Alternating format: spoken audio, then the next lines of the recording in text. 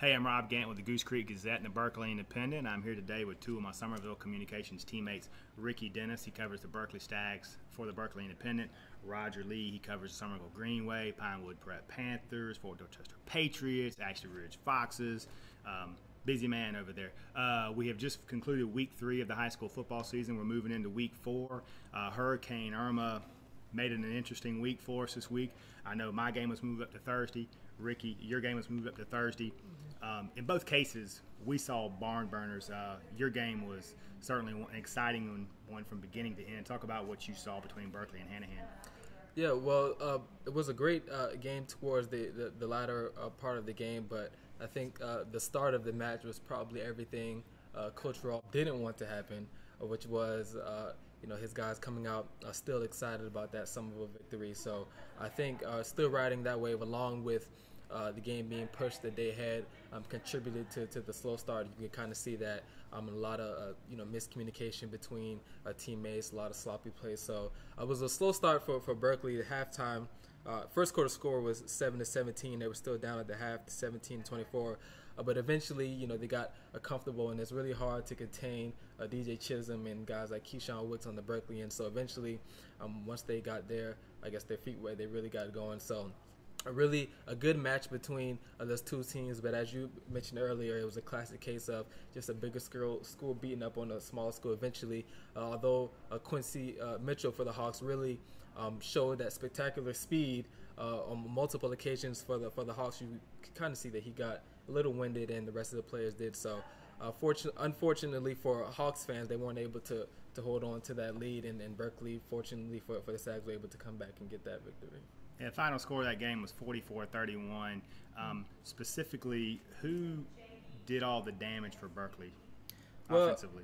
Offensively, again, DJ Chisholm was a real threat between him and Keyshawn Wicks. They made a majority of the scoring.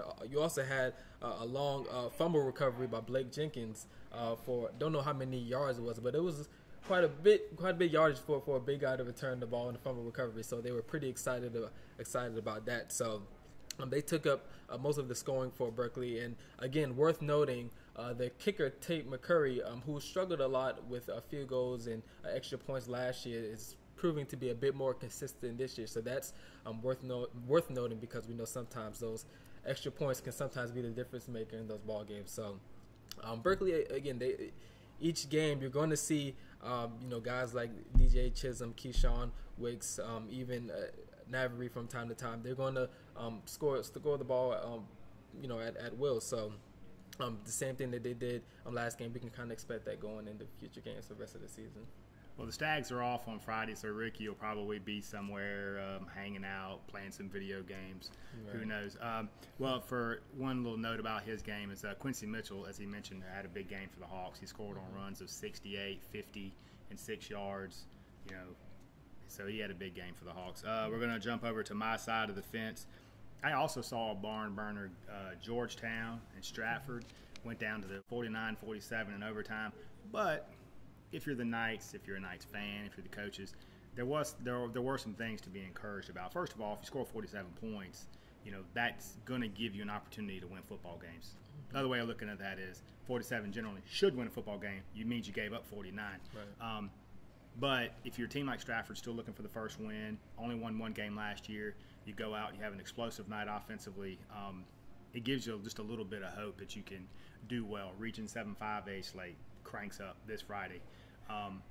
Mario Anderson, the running back for the Knights, he had 3 touchdown runs, a very similar night to Quincy Mitchell. Mario Anderson housed one from like 70 yards away, scored again on 7-yard run and a 3-yard run. The quarterback, Travis Lott, he threw 2 touchdown passes. He also ran for 1. Receivers Jonathan Bogues and Sincere Brown each hauled in touchdown passes. And the backup quarterback, or really kind of the 1B quarterback, Ryan Robinson, he came in and ran one in for 34 yards for the Knights. So the Knights have to travel over to James Island on Friday. It'll be the beginning of the Region 7 5A slate. They should feel okay because, athletically, that's a team they kind of match up okay with. It's not like they're having to open up with Fort Dorchester where you kind of know how that one's going to turn out, right? But so Stratford's going to be have a chance to get off on the right foot in their region play. One more game from my area, Dorchester Academy knocked off Northwood Academy 46-0. Chargers just couldn't get it done. Both of my games were played on Thursday night. Timberland and Cane Bay were off. They have a game coming up this week. Cross and Kingstree was postponed. And Goose Creek at Greenwood was postponed from this past week. I want to touch on my games coming up. I just mentioned Cane Bay and Timberland. Cane Bay travels over to St. Stephen. A couple of notes there. Art Craig for the Wolves is going for a career win number 200. He runs a great program, and it'll be a big test for the 3A Wolves. Cane Bay is a 4A squad. They've already proven that they've got some weapons with R.J. Roderick and at the quarterback position, and T.J. Johnson at receiver, and they got Chris Copeland as a running back / like wide receiver type that can make big plays for them. So that will be one heck of a football game. If you're looking for a good one to go see on Friday, that's going to be, knockdown, drag out, could go 4 quarters. Timberland and Cane Bay is the one to go see. Don't want to leave out Kevin Williams for Timberland.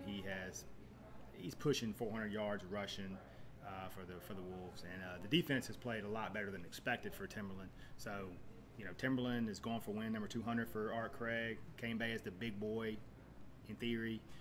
Timberland is a program that's real proud. That should be one excellent game. Stratford, as I mentioned, goes over to James Island.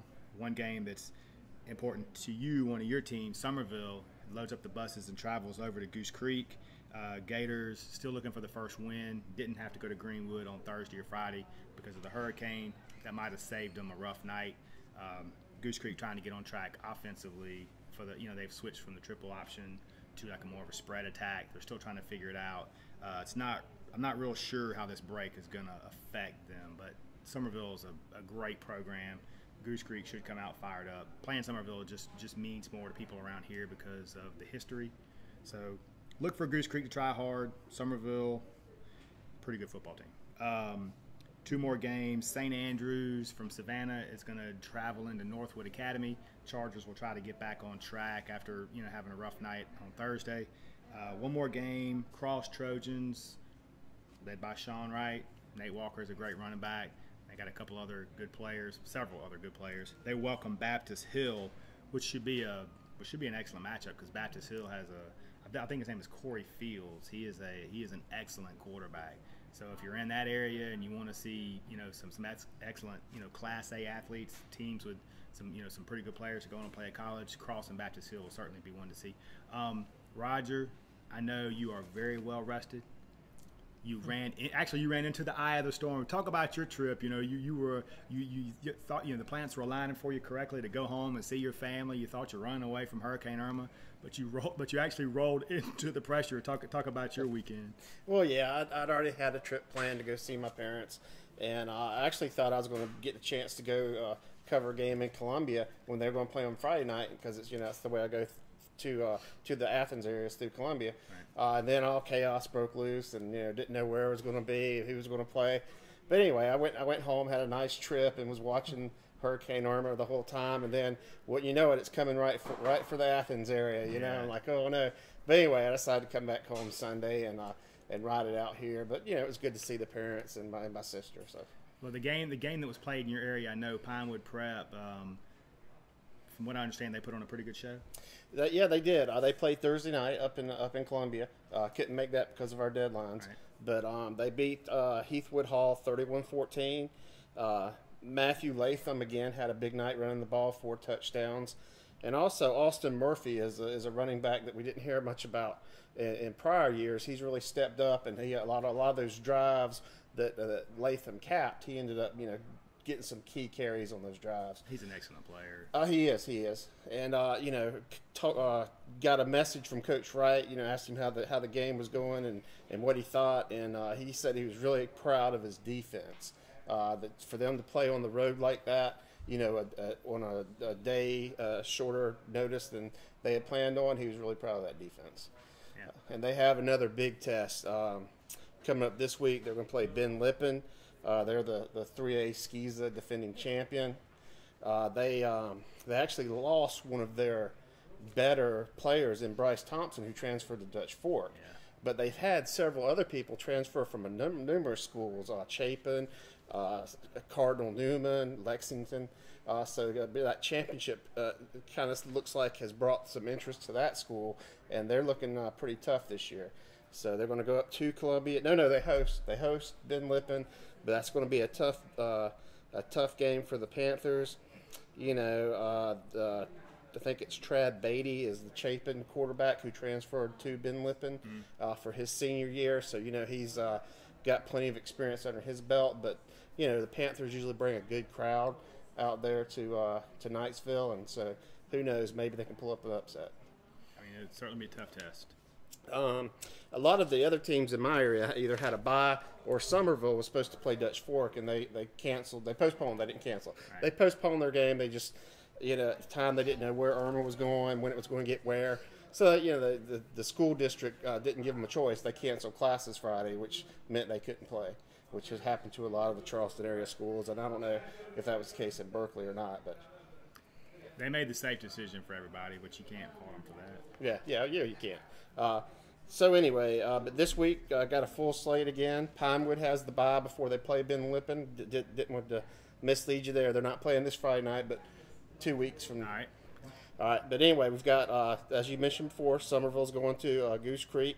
Summerville's 1-1. Goose Creek's 0-2. But those two losses came to some quality teams, didn't they? Play like Conway and. Well, they played Cane Bay, okay, which is a nightmare to deal with. Just because of the weapons they have, and then they had to go to Sumter and lost that one. So those are two. I mean, those are two games that Goose Creek's 0-2, but not that you can feel happy about being 0-2, but it's not like they played a couple of bums. Right. Tomato cans. They actually had to play some tough teams, and so they're 0-2, but tough opponents. They're 0-2, but I can remember some years when when Goose Creek made its run, and they were always the favorite going into that Summerville game, when Summerville really gave them a run for their money. So I could see Goose Creek, on their home field, I could see them giving Summerville a tough time. How do you think they match up front? I mean, you think that's the key to it, or is it somewhere else? Offensively and defensively, as I mentioned before, Goose Creek's offense is still just trying to figure it out. They've gone away from the triple option. They've kind of snapping from the shotgun, which is different. That involves a lot more pieces kind of coming together, and they just don't have like a handful of explosive weapons that they've had in the past. And so not only are you changing offenses, you don't have you don't have the Trammell Terrys and the Kinlaws and the people like that can house one at any given moment. So they're still trying to figure it out. And defensively, I think they're a solid team. I mean, they try to get after it, and they're going to play hard because it's Summerville. The thing that you run into is defensively, you can only be on the field so much before that starts to wear on you. So if the offense is not moving the chains and keeping the clock rolling and the defense gets some breaks, eventually that kind of wears on you. So, I would say that defensively, they're probably a stronger football team than they are offensively, but they kind of go hand in hand. If the offense is having a bad night, the defense is out there more. And Summerville is not a team that you want to be on the field a whole lot against. And so that's one of those things that works against Goose Creek. If you throw a lot of incomplete passes, the clock stopping, and Summerville never has a shortage of athletes. And Goose Creek is certainly, going to be behind the 8 ball a little bit with this one. Yeah, I think I look for Summerville to run the ball a lot in that game. Not that they can't pass, but I look for them to try to just, play the possession game and see if they can just limit their mistakes. And they probably feel pretty good if they don't turn the ball over. So. Well, the Gators' defensive line is their strength. I just don't know how deep they are and if they can hold Summerville at bay for 4 quarters. That's the important thing. We also have Ashley Ridge is going to West Ashley. West Ashley's off to a fast start, 2-0. One of the things that their quarterback has like 3 years in the program. I think all that's with the varsity squad. So they've always got some athletes, and Coach Walker's a little concerned about the pace they're going to set. He said last year when they played them, they would get up to the line, and before they could even figure out what was going on, they'd snap the ball because they like to run that fast-paced offense. They like to use a bunch of different formations too. So Bobby Marion's probably got a little trick or two up his sleeve, and we'll see. The Swamp Foxes have a solid squad this year. They've got some athletes who can keep up with those skill players from West Ashley. We'll just see you know, that 2-0 looks pretty impressive right now. There aren't a lot of teams are starting to fall off in the fourth week of the season. Yeah. A lot of teams starting to get that first loss. So we'll see. Well, West Ashley always has some athletes, and it seems like every year they jump up and bite somebody that you don't think I can handle. But Bobby Marion's doing an excellent job over there, so I would expect that to be another good football game, very similar to the games. The game that I'm probably going to see Friday. And we also have Fort Dorchester is hosting Wando. Wando's off to a 1-2 start. One of the teams they beat was Hanahan, so that's a decent team they've beat. But they've also gotten bested a couple times this season. I think Wando just isn't kind of like Goose Creek. It sounds like I don't think they're hitting on all cylinders. Wando's definitely got the athletes and the tradition. I don't think they've had anything change over there that's going to make them anything less this year than they have been the past couple years. Mm-hmm. So that should be a good game. But the Fort has all that momentum built up. They're 3-0, coming off a big win. They had the bye week, but then they had the big win over Dutch Fork. So as long as they're staying focused, I'm looking for Fort to come out on top. But we'll see. That's why they play the game.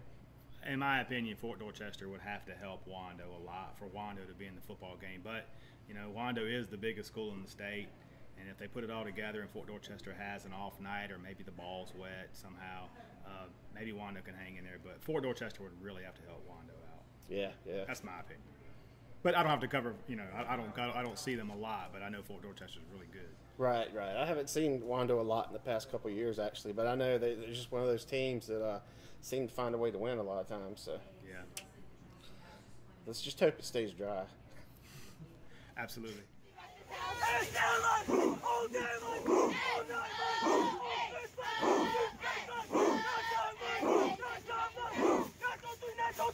One, two, three.